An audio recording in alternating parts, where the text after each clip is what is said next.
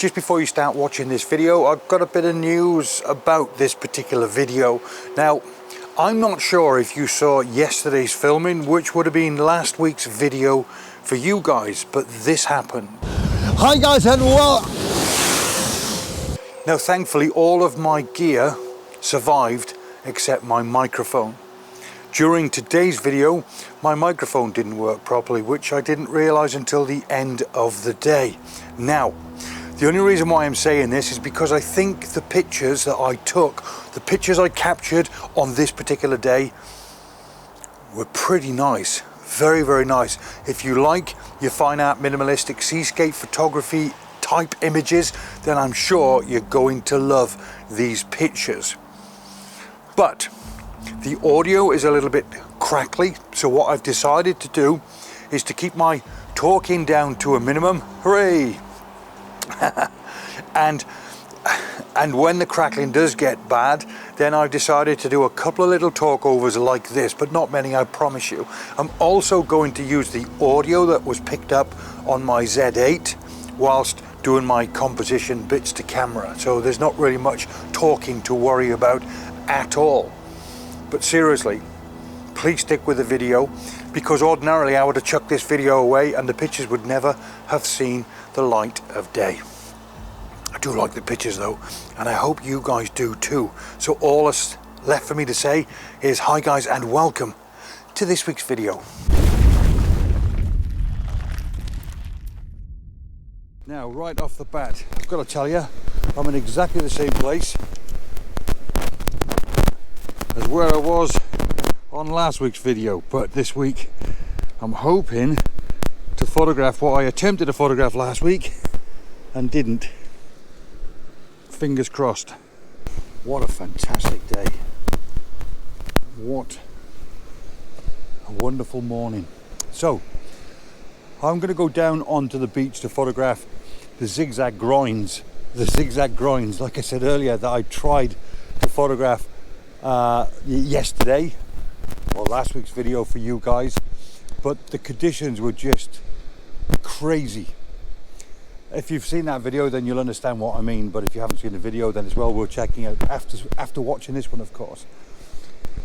But very excited about this today because the conditions are just so perfect for the type of photography that I'm hoping to achieve today, which is my normal fine art style of landscape photography.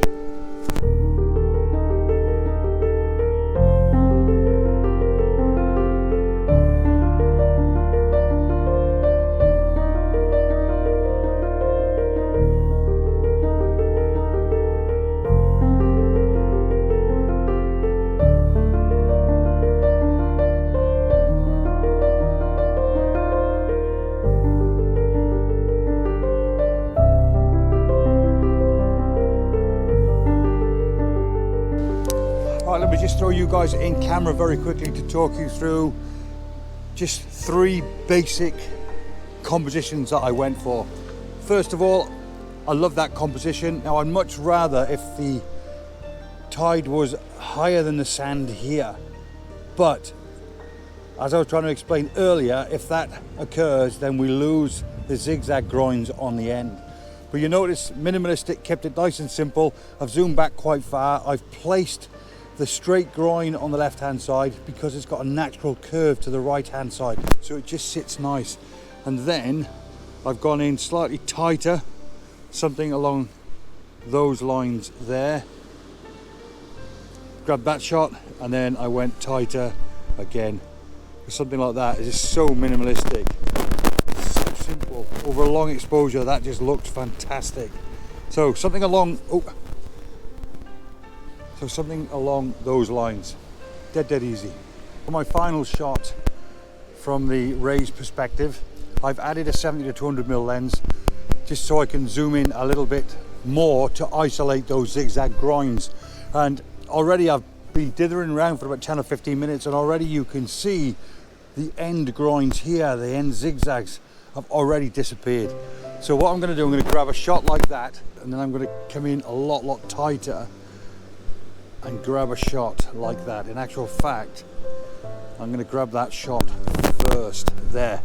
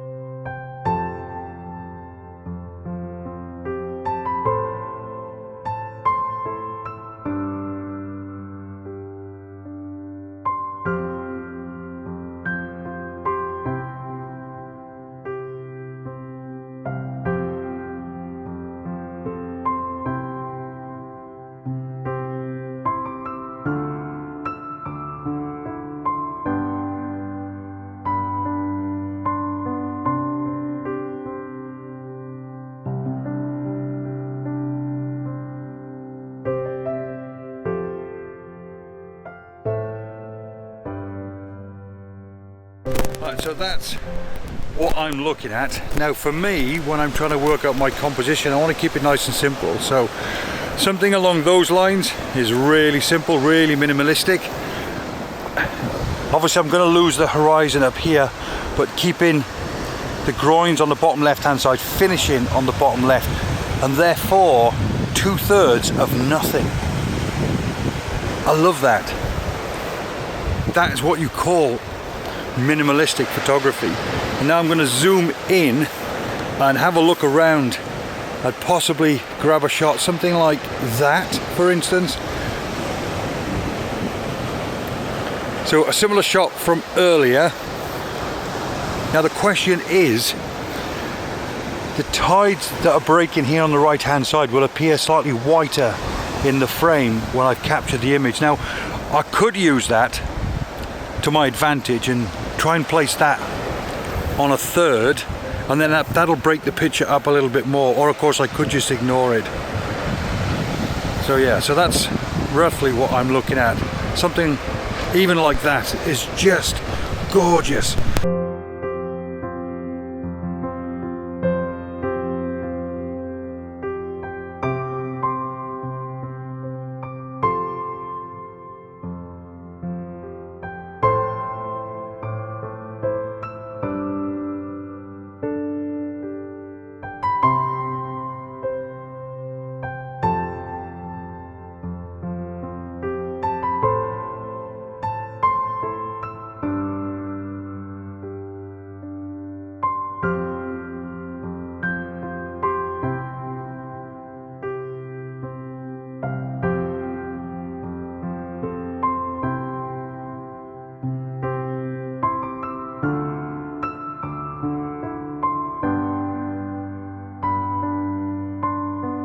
I think I finished with a 70 to 200mm lens because I like the 70 to 200mm lens. It's quite good because you can get in close and intimate and create those gorgeous... I'm getting quite poignant at this bit regarding fine art photography, so I think it's worthwhile me relaying it here. I replaced my 70 to 200mm lens with a wide angle lens. And the reason for this is because I feel the more isolated the subject is, the more minimalistic the image becomes. The more minimalistic the subject, the more likely it is to be classified as fine art photography. But that's for me to say, and of course, that's for you to judge.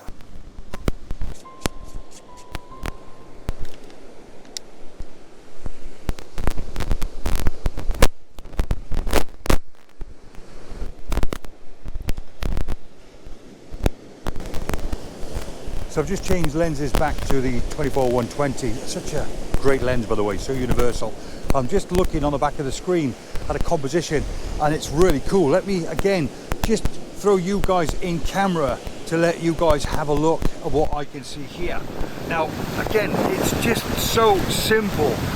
Bottom right hand side here, there, my glasses back on. It's just so simple. Bottom right hand side here, all the way out to that marker there, sit nicely on that rule of thirds, and that sky is terrific. That looks so good. That looks so good. Honestly, if you look at this on the back of the camera, right, you'd swear blind. Look at that there now. You'd swear blind, I've actually post-processed that image and I haven't. Look how awesome that is. I think that's probably going to be my shot of the day so far. Now, because it is cool, what I am going to do is I'm going to extend that shutter speed to 4 minutes because I like the movement. Here, I'm just explaining that if the sky doesn't streak enough during a 2-minute exposure, then I'll just add my 15-stop filter to extend the shutter speed, just so I can make a feature of the streaking skies. I'm going to make a separate video on this to explain to you guys how I go about calculating my shutter speeds. But basically, 250th of a second is a 2-minute exposure when you apply a 15-stop filter. So let's go straight there. Let's have a look and see how that translates. But do you know what I'm going to do? I'm going to close my aperture by 1 stop, f8. That now is 4 minutes. What I'm also going to do is reduce my ISO down to 100. That's 2 stops. That now becomes 8 minutes. I'm going straight in for the kill. I've already pre-focused. It's exactly the same composition. And now I'm going straight down. What's that, 480 seconds? 8 minutes. And away she goes. I mean, why wouldn't you on a morning like this?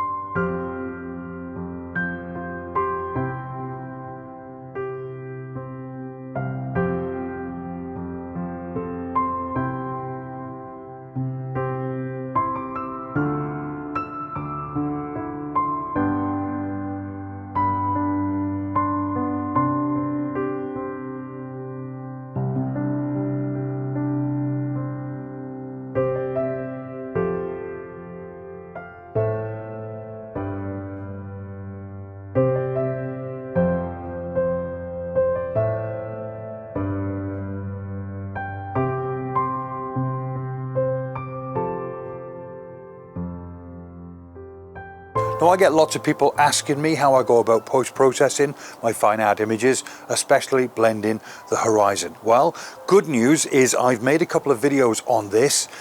Slight bad news is they live on my members only area on YouTube. If you want to go and check them out, I would appreciate that an awful lot because it would help support my channel.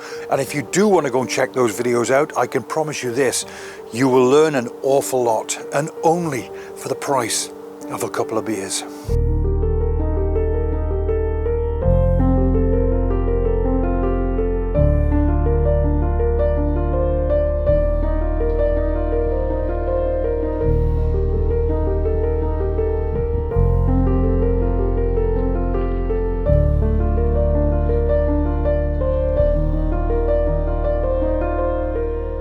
Right, so we've come down quite a ways down the beach, and I'm going to call this here. This is going to be my last shot. So this is my final location. Whilst I wouldn't classify my final image as fine art, it's still a pretty decent capture, even though I say so myself. Oh, that is nice. Look at that. That's nice, isn't it? Yeah, with the lead in. Yeah. This is Jack, by the way. I've introduced Jack on my channel quite a few times. You're going to send me a couple of your pictures from today, Yeah, so I can show them. Yeah. And I'll leave Jack's socials on there, because if you like my style of fine art photography, this man is a big influencer on me as well for the types of pictures that he takes in this area. This is his area. It's your stomping ground, shall we say. Let me get the tenner out now. No, he said 20 quid. Oh, no, Bloody tenner. No. Not doing that for a tenner. I'm a northerner like you.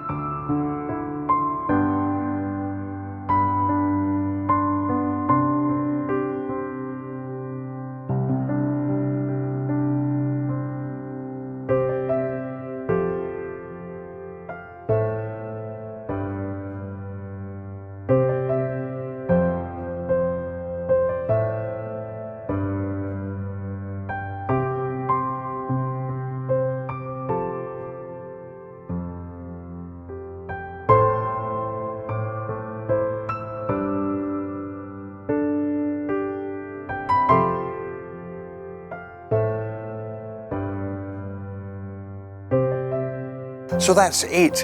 Hopefully you've enjoyed the salvage of this video, and at least the pictures got some airplay. That's the most important thing for me. At least now I feel the day wasn't a complete write-off and I haven't hurt your ears too much. So all that's left for me to say is, do me a favor, as always, help support the channel. Give that like button a bit of a nudge. If you're new here and you want to find your way back, then consider subscribing as well.